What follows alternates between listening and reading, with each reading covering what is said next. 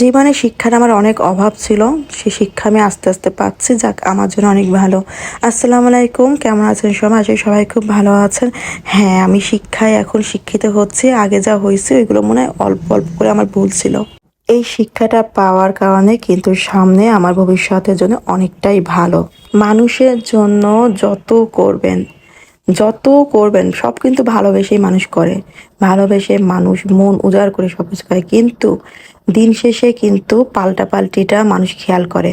যেমন আপনি একজনের জন্য করলেন, আপনিও কিন্তু অপেক্ষায় না থাকলেও একটু হলেও আশায় থাকতে হবে যে ওই মানুষটা আমার জন্য অমনটা করবে, বা ওই মানুষটাও আমার থেকে এটা শিখছে, বা আমি ওই মানুষটার কাছ থেকে এটা করতে পারবো, এটা পারবো আমি। কিন্তু ওইটা হয় না। মানুষ আপনারটা নিতে পছন্দ করবে, অনেক পছন্দ করবে। আর দেয়ার বেলায় মানুষ নিজেকে সবচাইতে গরিব, সবচাইতে নিম্ন, যত রকমের তাকে ছোট বানানো যায় সে নিজেকে নিজে বানাবে।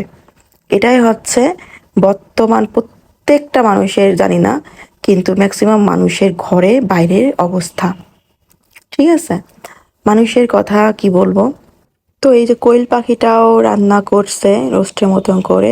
আর আমার ছেলেটার যে কি হয়েছে, মানে এখন সকাল হলেই ও ল্যাপটপটা নিয়ে বসবে, বসে মানে এই যে হিসু করে দিচ্ছে, মানে একবার হিসু করে দিচ্ছে পুরো, আমি জানি না, পুরো গোসল। মানে একটা নাটক দেখছিলাম না, গোপী বহু হতো, তো গোপী নাটকে না এরকম একটা কাহিনী কিন্তু ছিল, মানে ল্যাপটপ ধুয়ে ফেলে, একদম ওয়াশ করে ফেলে হুইল পাউডার দিয়ে, মানে বালতির ভিতরে চুবাই চুবাই। তা আমি ওইটা দেখে দেখে ভাবতেছিলাম যে আমার ছেলে তো কি এই কাজটাই করলো, মানে হিসি করে দিল আমার ল্যাপটপে।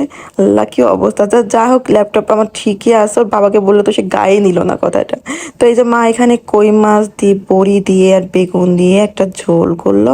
আর কই মাছের তরকারি যেমনই হোক, কিন্তু বড়ি গেলে কিন্তু ভীষণ ভালো লাগে। কি অদ্ভুত বিষয় দেখেন, এতটা পরিমাণে এখানে রোদ, এতটাই পরিমাণে রোদ আর গরম, তার ভিতরে মানুষ টিকটক বানাতে ব্যস্ত।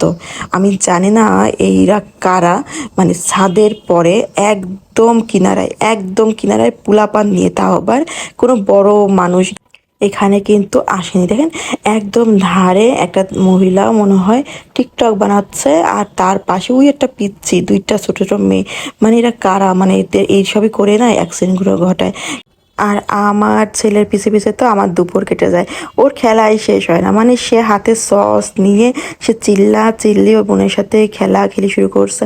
আর এসে ধরে আমি বাসাতে কিচ্ছু পাইতেছি না, আমার দুনিয়ার কাপড় চুপড় থাকে বাসাতে, তো মা টুপলা টুপলি নিয়ে বসছে, নে নে তোদের যা আছে সব বের করে দিলাম। মানে হয় না, বাসায় পুরাতন কাপড়গুলো পরতে কিন্তু ভীষণ ভালো লাগে। অনেকদিন পর যখন এগুলো মেলি, মনে হয় যেন একটা নতুন নতুন একটা ঘ্রাণ লাগে, একটা পুরাতন পুরাতন ঘ্রাণ লাগে। তো পুরাতন কাপড়গুলো পরার মজাই আলাদা, আর তা আবার গরমের ভিতর। তো সবাই ভালো থেকো, দোয়া করো, আল্লাহ হাফেজ।